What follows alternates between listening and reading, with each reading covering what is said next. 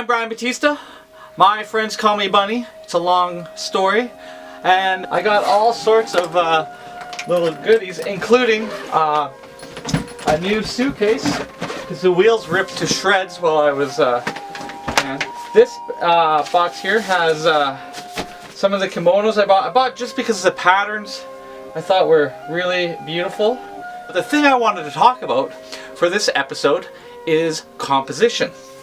While I was there, I got to go for a Hiroshige show, which was Japanese woodblock prints, and I picked up this book, which is amazing.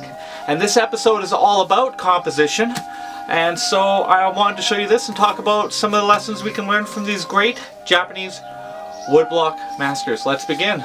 So the show I'm talking about here was at the Suntory Museum of Art, and the book I got was basically every piece in the collection. I was hesitant to buy the book at all because it was incredibly heavy and it was the beginning of my trip. However, upon realization that this is probably the only chance I'd have to get such a huge compendium of great compositional examples. It had in it a large series of 100 famous views of Edo, Edo being the old name for Tokyo, and a collection of views from the 60-odd provinces from Hiroshige. As well, the show had prints of famous views by Katsushika Hokusai, everyone knows Hokusai stuff, and Kuniyoshi.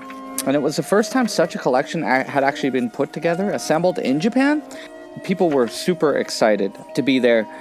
It was packed. People formed slow-moving line. I got there near closing, but still people were adamant to see it. Each person looking at each piece slowly and methodically, soaking up every detail.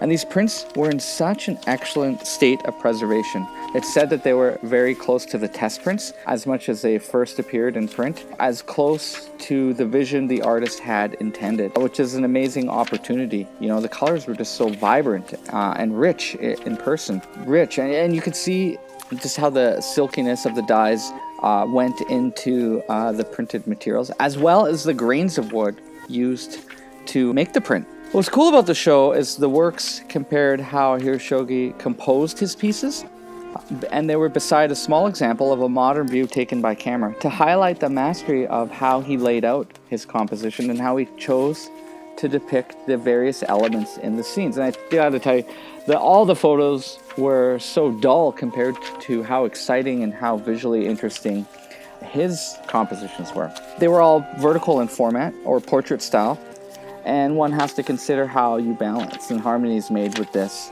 whether it be vertical elements, horizontal elements, or even using diagonals, and the way your eye travels from one area to another and back again. Perspective is not in the traditional way we know of it, but further away things are higher up, and closer things drop down in the picture plane as they come towards the viewer.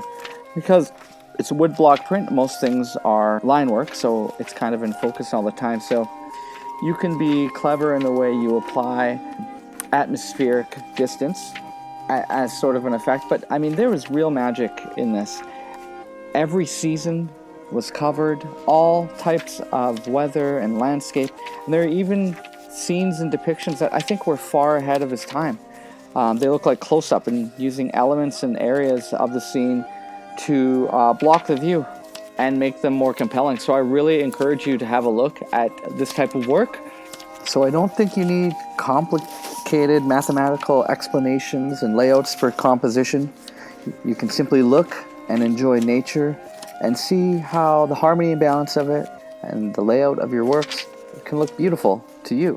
And looking at the masters and have heroes like Hiroshige can be helpful too. I hope you enjoyed this episode and the focus on the wonderful composition of Hiroshige.